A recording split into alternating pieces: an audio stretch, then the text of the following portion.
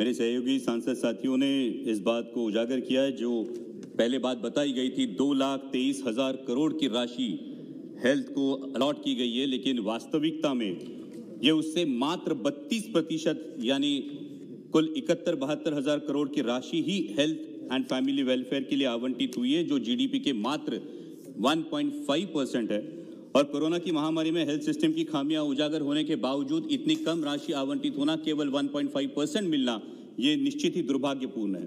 देश में 22 एम्स के निर्माण की जो घोषणा हुई है उसके लिए मैं सरकार का अभिनंदन करता हूं, लेकिन उसी के साथ सरकारी अस्पतालों के निर्माण में ज्योग्राफिकल डिस्ट्रीब्यूशन के साथ साथ पॉपुलेशन डेंसिटी का निकष भी विचार में लेना चाहिए और जनसंख्या के प्रमाण अनुसार सरकारी अस्पताल बनवानी चाहिए।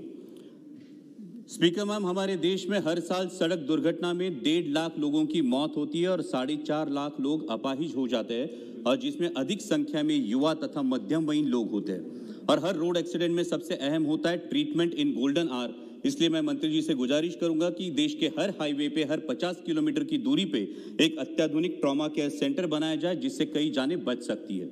स्पीकर मैम, ऐसे देखा जाए तो हमारे देश में अधिकतर टर्शियरी केयर सेंटर्स ये शहरी इलाकों में हैं, वहां पे केंद्रित हुए हैं। हमें ग्रामीण तथा निम्न शहरी इलाकों में टर्शियरी केयर सेंटर्स बनाने के लिए प्राथमिकता देनी चाहिए। आदरणीय मंत्री जी से मैं अनुरोध करूंगा कि मेरे चुनाव क्षेत्र में शिरूर लोकसभा मतदार संघ में हम प्राइवेट पब्लिक पार्टनरशिप और सीएसआर की सहायता से एक इंद्रायणी मेडिसिटी नामक प्रोजेक्ट की पहल कर रहे हैं, जिसमें 9 सुपर स्पेशलिटी अस्पताल और अत्याधुनिक डायग्नोस्टिक सेंटर्स है जो निम्न शहरी इलाके में है। अगर मंत्री जी इस प्रोजेक्ट के लिए विशेष सहायता दे तो ग्रामीण नागरिकों के लिए अत्याधुनिक स्वास्थ्य सुविधा वाजिब दरों पे उपलब्ध करा दी जा सकती है और इसे देश के अन्य भागों में दोहराया जा सकता है। स्पीकर मैम, कोरोना की महामारी में जिन कोविड योद्धाओं ने काम किया उनके प्रति हम सभी कृतज्ञ हैं, और इन कोविड योद्धाओं में सबसे फोरफ्रंट पर रही हमारी आशा वर्कर्स। हाल ही में सरकार ने आशा वर्कर्स के मानधन को दुगना किया, ये अच्छी बात है, लेकिन जिन आशा वर्कर्स ने अपनी जान जोखिम में डालकर देश की सेवा की, क्या उनके लिए महज 2,000 रुपए का मानधन काफी है? मैं मंत्री जी से गुजारिश करना चाहूंगा कि आशा वर्कर्स का योगदान, जिम्मेदारी और जोखिम को नजर रखते हुए उन्हें मिनिमम वेजेस के समान एक सम्मानजनक मानधन दिया जाए। स्पीकर मैम, पिछले दिनों तीरा कामत नामक एक बालिका के इलाज के लिए आवश्यक इंजेक्शन की इंपोर्ट तथा एक्साइज ड्यूटी आदरणीय प्रधानमंत्री जी ने वेव ऑफ कर दी, और इस सहृदयता के लिए मैं आदरणीय प्रधानमंत्री जी का आभारी हूं। मेरे चुनाव क्षेत्र से वेदिका सौरभ शिंदे, ये सिर्फ 8 महीने की बच्ची, और पिंपरी चिंचवड से युवान रामटेककर, ये 1 साल का बच्चा इसी बीमारी से जूझ रहे हैं।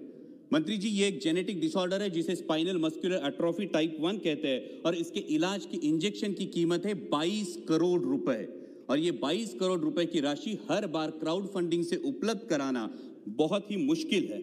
मेरा आपसे अनुरोध है कि इन महंगे इलाजों के लिए बजट में विशेष प्रावधान हो और औषध निर्माण कंपनियों से चर्चा कर पेशेंट असिस्टेड प्रोग्राम के तहत ऐसे इंजेक्शंस जरूरतमंदों के लिए उपलब्ध कराए दिए जाए।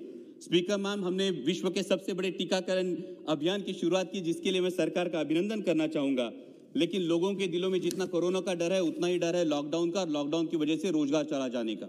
इसलिए ऐसे राज्य जैसा महाराष्ट्र, जहां पे कोरोना की दूसरी वेव दस्तक दे रही है, वहां 18 साल से ऊपर आयु वाले व्यक्ति को जो वर्किंग फोर्स हो, उन्हें वैक्सीन ऑन डिमांड मुहैया कराई जाए, ताकि दोबारा अर्थव्यवस्था आहत ना हो।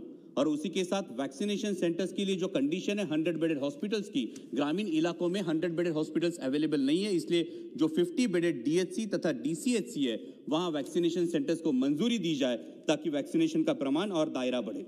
मौजूदा निकोषों के अनुसार स्पीकर मैम, महाराष्ट्र को अभी 3,54,00,000 वैक्सीन डोसेस की आवश्यकता है, लेकिन अभी तक सिर्फ 65,49,000 ही डोज सप्लाई हुए हैं। हर हफ्ते की मांग के सिर्फ 25% डोज महाराष्ट्र को मिलते हैं। हम बाकी देशों को वैक्सीन भेज रहे हैं, वाहवाही बटोर रहे हैं, दूसरों की सहायता करना निश्चित ही अच्छी बात है, लेकिन हमारे छत्रपति शिवाजी महाराज ने हमें सिखाया है, ज्याचा बाले किल्ला मजबूत त्याचा गड सुरक्षित, आणि ज्याचा गड सुरक्षित त्याचाच मुलुक सुरक्षित। इसलिए मेरी मांग है कि महाराष्ट्र की जो 20 लाख डोसेस हर हफ्ते की मांग है, उसकी आपूर्ति की जाए। अध्यक्ष महोदय, सिर्फ 2 एक महत्वपूर्ण मुद्दा है, एक महत्वपूर्ण मुद्दा है जिसके लिए मैं सदन का ध्यान आकर्षित करना चाहूंगा, और वो है हेल्थ एंड एजुकेशन सेस जो 4% वसूला जाता है। और मैं मंत्री जी से अनुरोध करूंगा कि वो इस अपने भाषण में इसका ब्यौरा जरूर दे कि इस 4% हेल्थ एंड एजुकेशन सेस का जो विनियोग है वो किस प्रकार स्वास्थ्य संबंधी मामलों पर किया जाता है, ताकि देशवासियों को भी पता चले। और अंत में कि कोरोना की महामारी ने हमें ये बात तो दिखा दी है कि अपनी हेल्थ सिस्टम में आमूलाग्र बदलाव की जरूरत है, जैसे हेल्थ इंफ्रास्ट्रक्चर हो, पॉलिसी मेकिंग या इंप्लीमेंटेशन हो। इसलिए IAS IPS के अनुसार IHS इंडियन हेल्थ सर्विसेज का निर्माण किया जाए, और इंडियन हेल्थ सर्विसेज का मैम अगर निर्माण किया गया तो उस विषय की विशेष जानकारी रखने वाले डेडिकेटेड वर्कफोर्स के हाथ देश के स्वास्थ्य की बागडोर सौंपी जाएगी, और तभी आत्मनिर्भर भारत की हेल्थ सिस्टम भी आत्मनिर्भर बनेगी। धन्यवाद। डॉक्टर ST हसनैन जी। बहुत बहुत शुक्रिया मैम।